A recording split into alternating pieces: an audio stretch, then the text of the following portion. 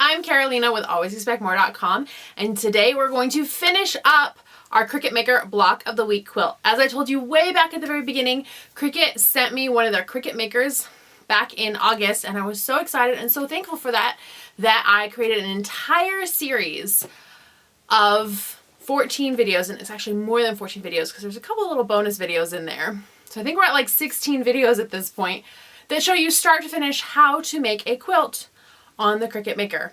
I show you 9 different blocks, I show you sashing, I show you borders, I show you how to put it all together, how to quilt it, and today, the very last step, how to add the binding to your quilt.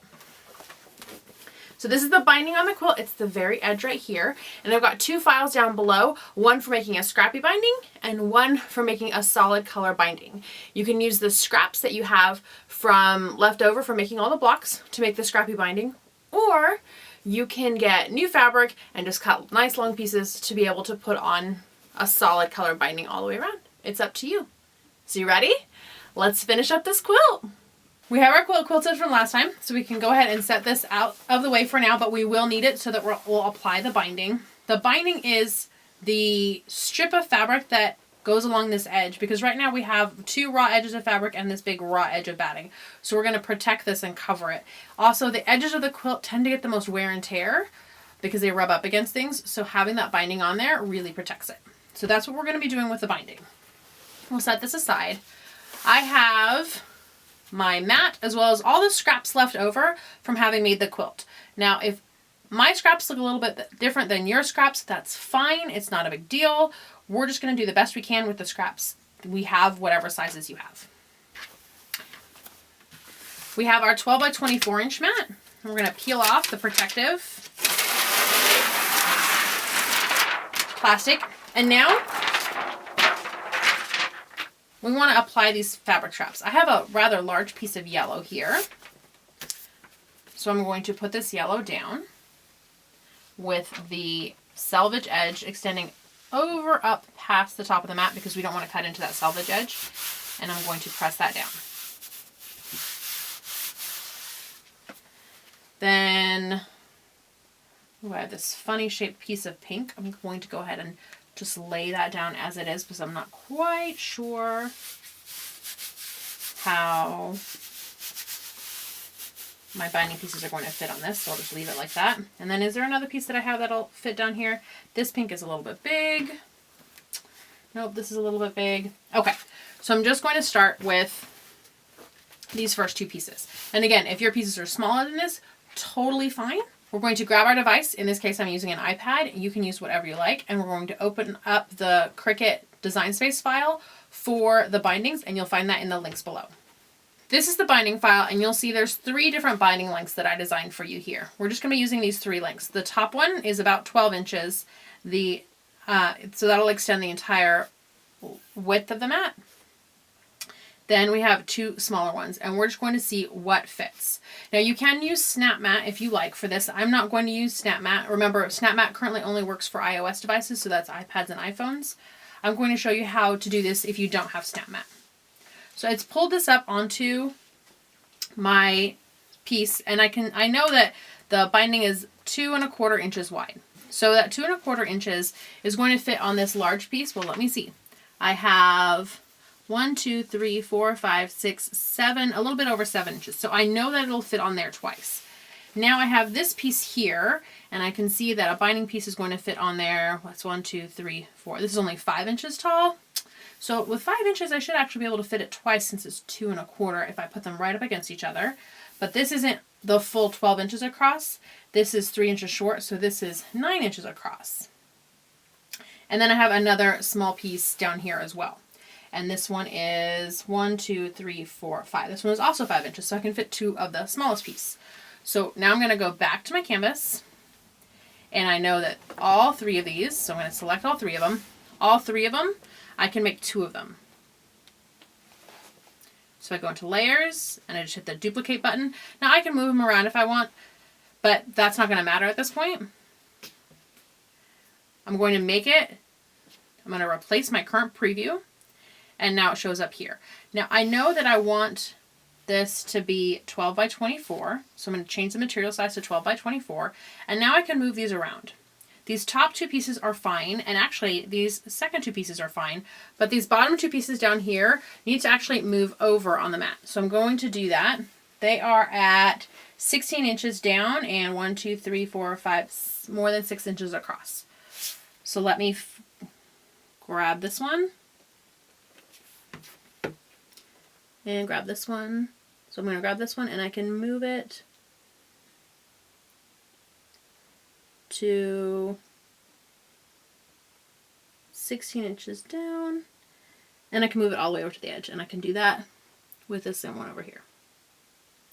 Now I also need to adjust these other pieces and make sure they're all in the right spots. So I'm going to go ahead and adjust everything to have it in the right spots, and then we're going to take this over to the machine. I have everything moved where I want to move it, and I actually had enough room that I could fit 3 of these long pieces, 2 of the short pieces, and then 2 of the shortest pieces. We're just trying to get the most out of whatever fabric scraps we have left. So now we can hit the Make It button. I'm going ahead and pick the cotton fabrics. And I don't have the pen in place because we're actually not using the pen for this part. This is the first time that we're cutting fabric and not marking it. I've got my mat as we laid it out before. And we'll go ahead and get this cut.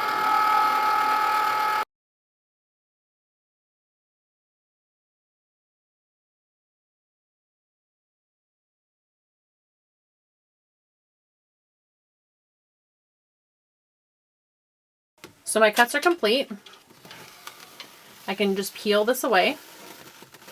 And these are going to be my binding pieces. I'm going to repeat this process with my other scraps of fabric. I need to have enough pieces to go all the way around the border of the quilt and then a little bit extra. When you're all done cutting, you'll have a little bit of confetti scraps left if you cut as carefully as you can, and you'll have a bunch of different pieces. You'll need a total of 110 inches or more of this fabric. Now, these pieces, when they're sewn together, we're going to lose 1/4 inch on each side because that's going to be our seam allowance. Plus, there's an overlap where this goes beyond and this goes beyond here. So exactly how long do you get to count each one of these pieces for when you count up to 110 inches? These small ones are 3.5 inches. The medium ones are 5.5 inches, and the longest ones are 8.5 inches. So count how many of these you have, multiply it by 8.5. Count how many of these you have, multiply it by 5.5. Count how many of these you have, multiply it by 3.5.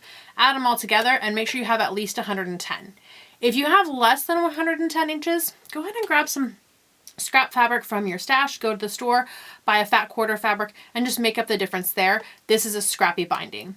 Or if you've been watching this video saying, there's no way that I'm going to have enough fabric for that, I had to recut some blocks and I've already just got confetti left already, not a problem. Go to the store, buy a 1/3 yard cut of fabric, and I have a second file down below that'll have you cutting long 23-inch long pieces of these, and you'll need 6 of those to make sure that you have enough room. So you'll just cut 6 of the long 23-inch long pieces and you will have enough binding to be able to do the project.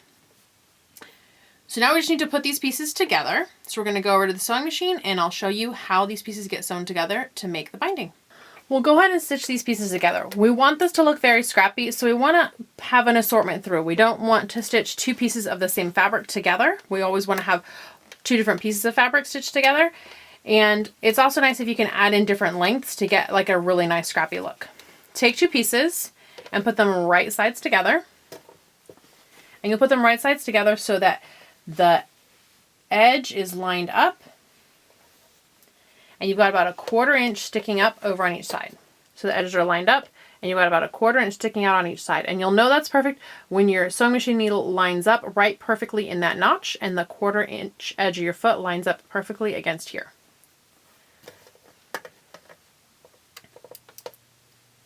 So line that up and stitch it on.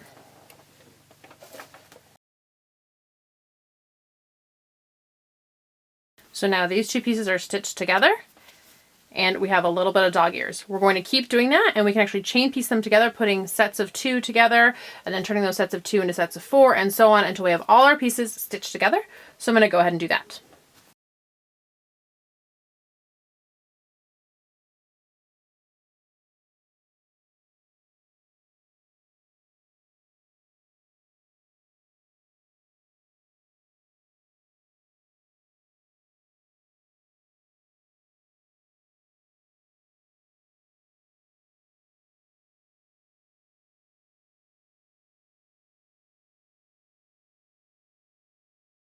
So we have all of our strips stitched into one long strip of our binding.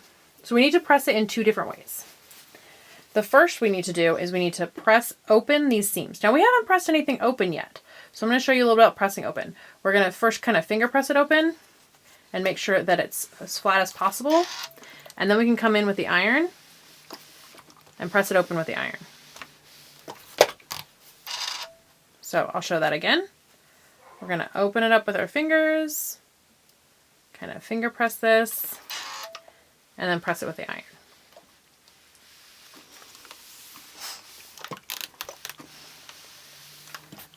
So we need to do that along the whole strip, but then as we go along doing that, we're also going to fold it in half, what's called wrong sides together, so it's right side out, and press it in half.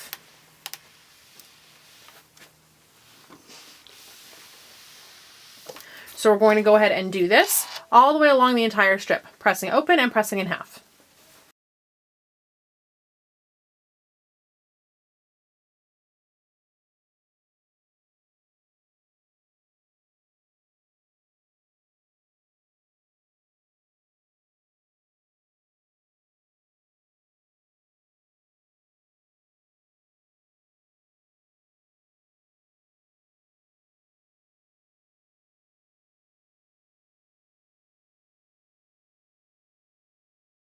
Once all your binding has been stitched together, you can just go ahead and cut off all your dog ears. Those are just going to add bulk in your binding that you don't want.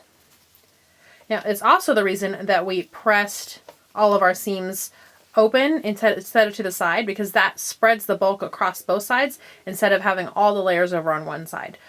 And we just don't want to add any bulk in our binding if we can help it. It's also the reason, by the way, that our binding is cut at an angle here instead of being cut straight and stitching them together straight, because it spreads the bulk across the entire piece. Because when we attach this, there's actually going to be bunches and bunches of layers on the edge, and you'll actually see lumps if you don't do everything that you can to spread the bulk across. Once we've cut off those dog ears, we can take it over to the sewing machine and I will show you how to attach your binding to your quilt top. I'm going to go ahead and attach the binding to the quilt top. Put your quilt top underneath your sewing machine, and you want to start about in the middle. You're going to grab your binding and you're going to give yourself at least 5 inches. If you had 110 inches, if you had more than 110 inches, you can give yourself a good 8 inches or so, but you want to give yourself a nice long tail behind here. Then line up the edge of your presser foot with the edge of the quilt top and the edge of the binding all together. If you have a walking foot, this would be a good time to use that walking foot. However, you don't have to. The challenge with a walking foot is that a walking foot doesn't have a 1/4 inch edge on it, so you'll need to figure out where the 1/4 inch is on your walking foot and line it up there. I'm going to make sure that my thread is going to the back so it doesn't unthread my needle as we get started. And then I'm going to go ahead and get started.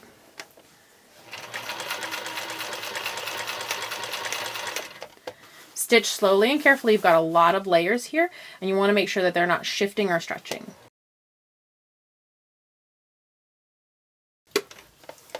When you get to a corner of your quilt, you're going to take your binding and you're going to fold it away from the quilt so that this is at that perfect 45-degree angle.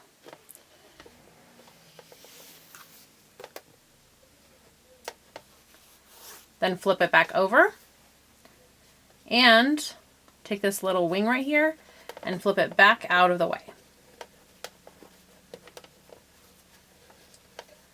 Now you're going to stitch right up to that fold line.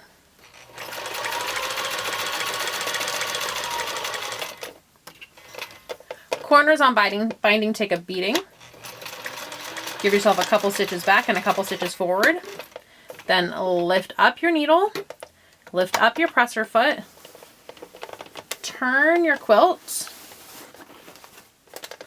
flip that wing out of the way, put everything back in place, and go forward. Couple stitches forward, couple stitches back.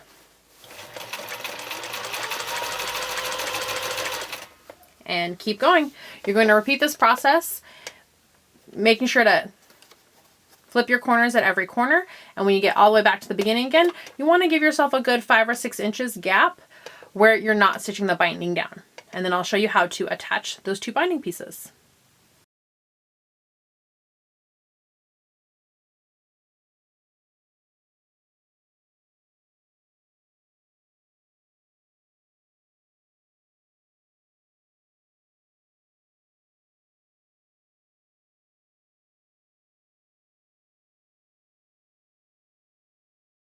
So I have these segments that have now come together with a nice big overlap.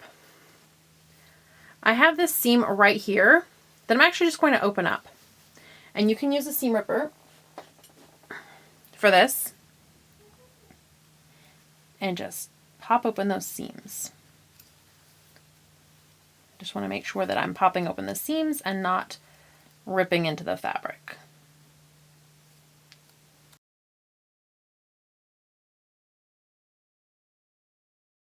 And now that's going to overlap with this piece here. I don't have quite enough space to sew because this piece is so short. So I'm actually going to go in and give myself a little more space here for sewing and matching up my edges. And on the other side.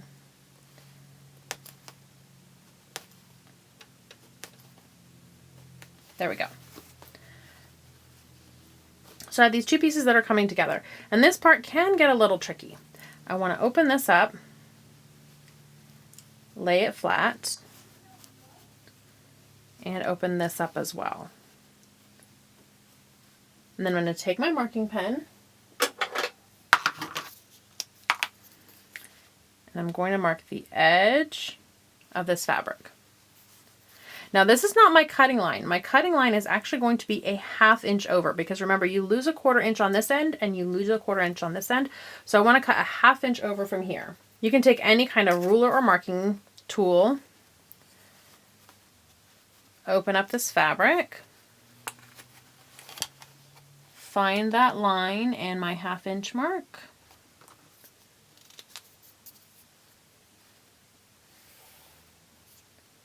And give myself a 1/2 inch.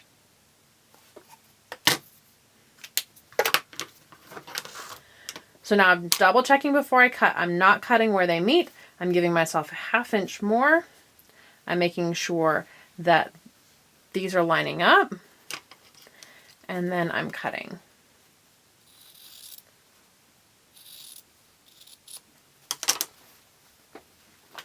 Now I can take these 2 ends, put them together, and I'll bend up my whole quilt so that it's all out of the way. And I'll put this under the sewing machine just like this, very carefully, and stitch this seam down. So let's go ahead and do that now. So I've got all the quilt folded out of the way, and I'm going to carefully bring this up over. I'm dealing with bias edges here, which means that they stretch really easy, and I want to be careful not to stretch those too much. Put it underneath the sewing machine and use that 1/4 inch seam allowance.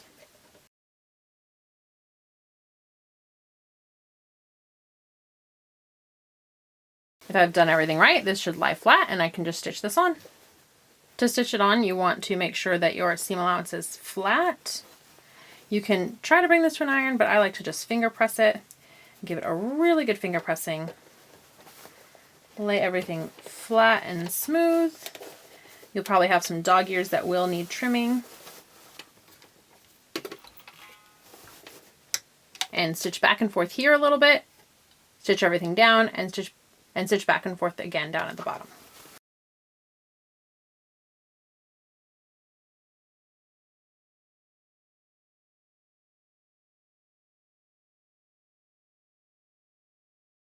Our final step here is to bring the binding around to the back and stitch it in place. You can do this on a sewing machine. It's never going to look as nice as hand binding, so I'm going to show you how to hand bind it. Hand binding does take more time and a little more patience, but it is so worth it. And you can hand bind on the sofa while watching TV or in the car on a road trip, as long as you're not the one driving, on the train, on the trolley. in the car when you're on the carpool pickup line waiting for the kids to show up, those kinds of things. I'm going to start by folding it over and clipping it in place. This is similar to pinning, but these are clips. These are actually made by Clover and they're Wonder Clips, and I'll have a link for you below so that you can purchase those clips if you like. These spots where I have my thread, I'm just going to go ahead and clip that. That's that thread that I pulled over when I was stitching on the binding with the machine. Clipping that gives this a little more room to breathe. And I clip over to the corner.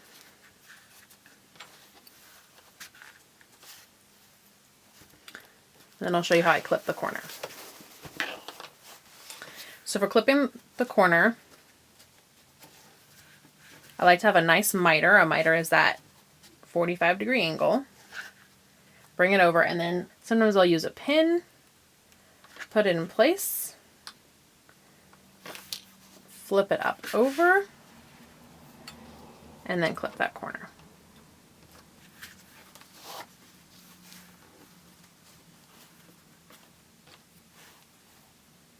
I have my needle already threaded. You can use whatever needle's more comfortable. You don't want a big needle. Milliners are really tiny. They're great. A between is another great needle. Use whatever needle you like. You just don't want too giant of a needle because giant needles make giant holes. I'm going to start by doing 3 stitches in the seam allowance part of the binding.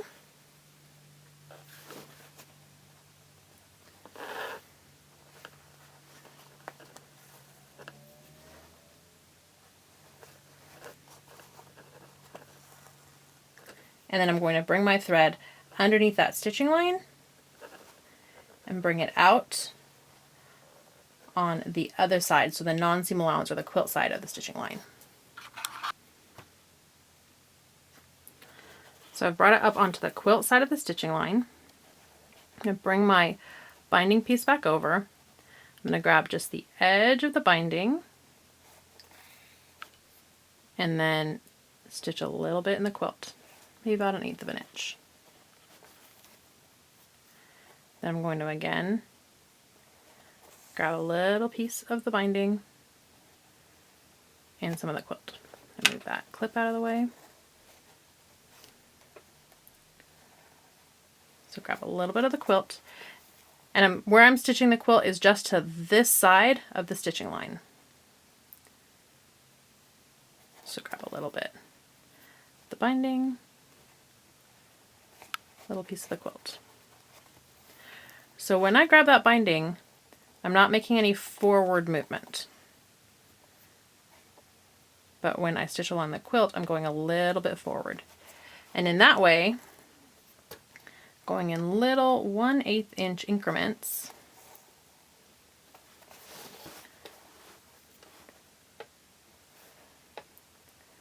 I'm going to stitch this binding in place all the way around the quilt. So that's how easy it is to bind. I am going to leave a link below for my favorite Craftsy video that will give you all the details you ever wanted to know about binding. And you can grab that video and watch that video on Craftsy if you want to be able to get a full tutorial on binding. So that was probably the most labor intensive part of this whole quilt, hand binding down that binding. But you're done. You have a complete finished quilt. This little quilt is the perfect quilt for a doll quilt or a baby quilt or a sampler quilt. I'll probably use mine as a table topper on my square coffee table. So there's lots of different ways you can use this. If you want to know a different way that you can use this quilt instead of binding it, I'm going to show you in our extra special bonus video next week a different project you can make with this quilt top. Thanks so much for watching, you guys. If you enjoyed this video, give it a thumbs up. If you have any questions or comments, leave them below. Make sure you subscribe to this channel, and there's like a little bell button you can press to make sure you get notifications when I have new videos. And if you would please share this video with your friends if you enjoyed quilting with me, I would love it. Thanks so much, and I'll see you next time.